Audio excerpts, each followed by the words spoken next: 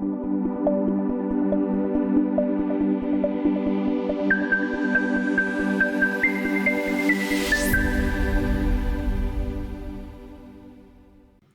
back to the Gain Surface Academy Admission podcast. I'm here with my co-host, Colonel Kirkland. How are you today, sir?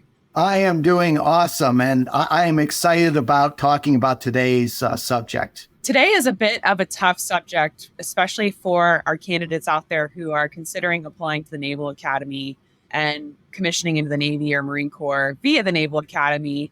And it's something that we've been talking about amongst ourselves internally. And we really just want to educate everybody about this really important change that we've seen, especially in the last year with candidates. There are two really big topics that our listeners need to know about. And that is the way that the Naval Academy is selecting candidates to offer appointments to.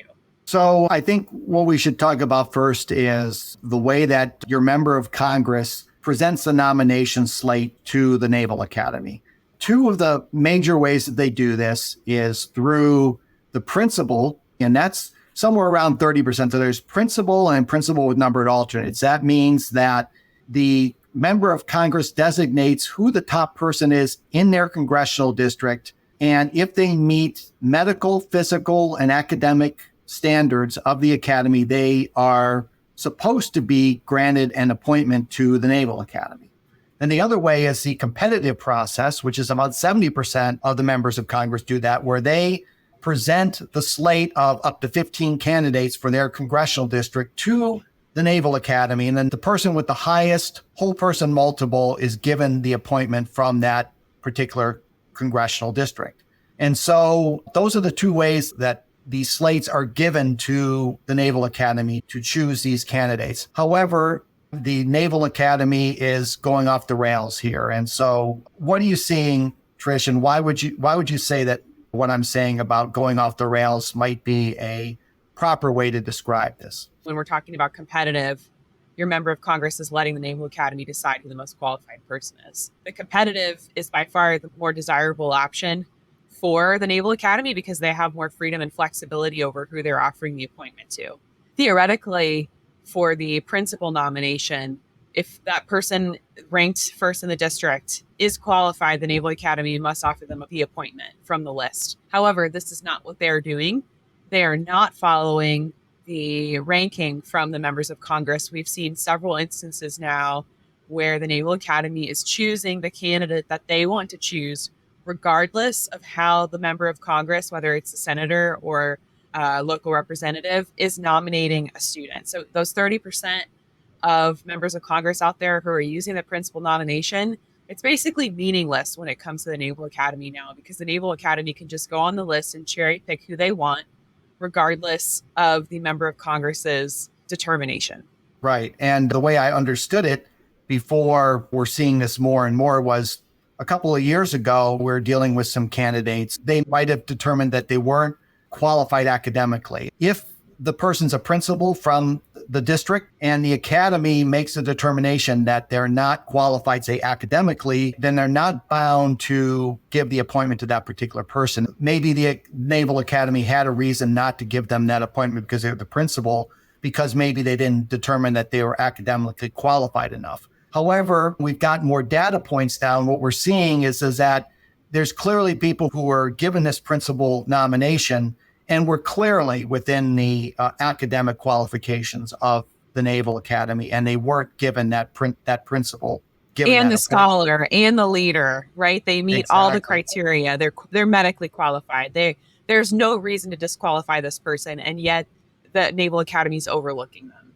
Right. And so I think the Naval Academy will tell you also that we're not bound by law to give a appointment to somebody who's a principal. In other words, it's our option. I'm not a person who's completely read up on the law here, but clearly, I mean, if a member of Congress is saying, I want this person to be selected out of my district, and they're qualified academically, medically, and physically, they should be given the appointment.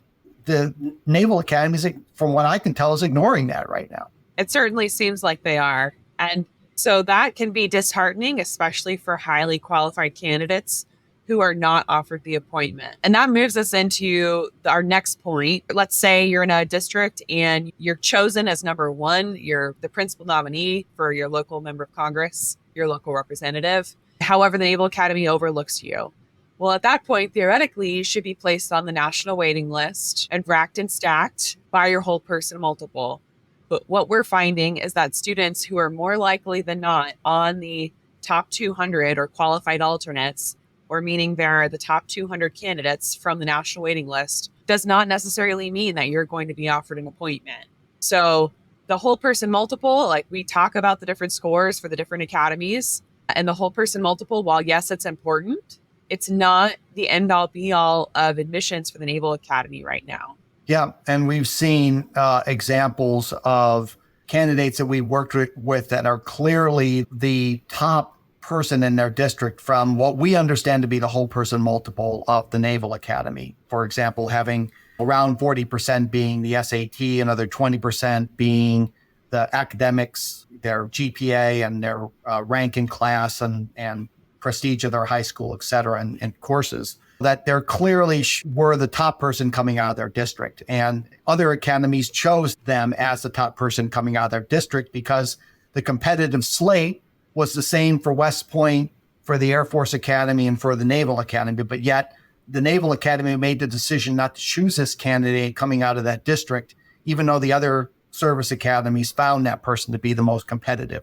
The only conclusion I can draw here is that the Naval Academy is fiddling around with the whole person multiple, or making up the numbers or giving weight to individuals who they want to get higher whole person multiples. And we alluded to this in another podcast about how people who are reapplied to the Naval Academy seem to be doing better. We don't know what the Naval Academy is doing with their whole person multiple, and you don't know what they're emphasizing or not. So we don't know where the playing field is right now with the Naval Academy and what they're doing.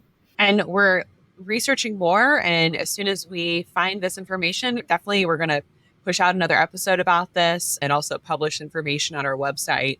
But at the same time, what do you do with this information? It's your dream to go to the Naval Academy and commission as a Naval or Marine Corps officer.